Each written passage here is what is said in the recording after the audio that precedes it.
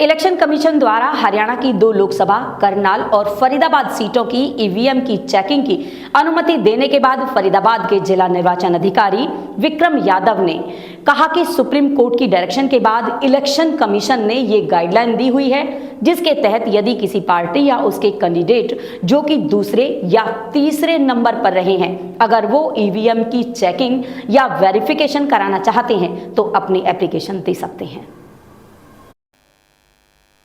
Faridabad election commission द्वारा हरियाणा की 2 लोकसभा सीटों करनाल और फरीदाबाद लोकसभा सीटों की ईवीएम की चेकिंग की अनुमति देने के बाद फरीदाबाद के जिला निर्वाचन अधिकारी विक्रम यादव ने कहा कि सुप्रीम कोर्ट की डायरेक्शन के बाद इलेक्शन कमीशन ने ये गाइडलाइन दी हुई है जिसके तहत यदि किसी पार्टी या उसके कैंडिडेट जो कि दूसरे या तीसरे नंबर पर रहे हैं, अगर वो ईवीएम की चेकिंग या वेरिफिकेशन कराना चाहते हैं तो अपनी एप्लीकेशन दे सकते हैं।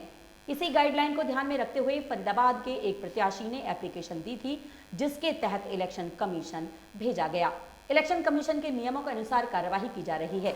इसमें इंजीनियर आकर ईवीएम की चेकिंग वेरीफाई करेंगे। ये रूटीन का प्रोसेस है और इसमें कोई खास बात नहीं है। इसमें सुप्रीम कोर्ट की डायरेक्शंस के बाद में इलेक्शन कमीशन ने गाइडलाइंस निकाली थी, तो उसमें कोई भी पार्टी या उनके जो कैंडिडेट हैं जो सेकंड या थर्ड नंबर पे रहे हैं तो वो अप्लाई करके ईवीएम चेकिंग या वेरिफिकेशन के लिए दे सकते हैं अपनी एप्लीकेशन। तो इसी इलेक्शन कमीशन की जो गाइडलाइन है उसके तहत ही एक जो पार्टी है या एक जो कैंडिडेट है उनने एप्लीकेशन यहाँ पे दी है, तो हमने इलेक्शन कमीशन को भिजवाई है।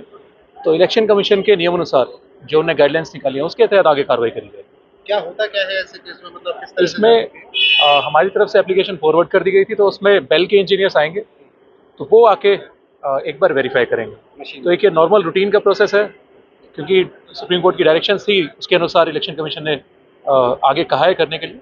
तो रूटीन का प्रोसेस है, इसमें कोई ऐसा विशेष बात नहीं है कि कोई गड़बड़ी या वैसे मिली है। किसी ने एप्लीकेशन डाली है उसके तहत कार्रवाई हम करें। कांग्रेस के उम्मीदवार थे, उनका आरोप ये था कि 2 बूथों में उनको कम नंबर्स मिले एक्सपेक्टेशन से। तो ऐसा आरोप कोई हमारे सामने नहीं आया है। उनकी तरफ से एप्लीकेशन आई है चेक करवाने के लिए, वो हम चेक करवा रहे हैं।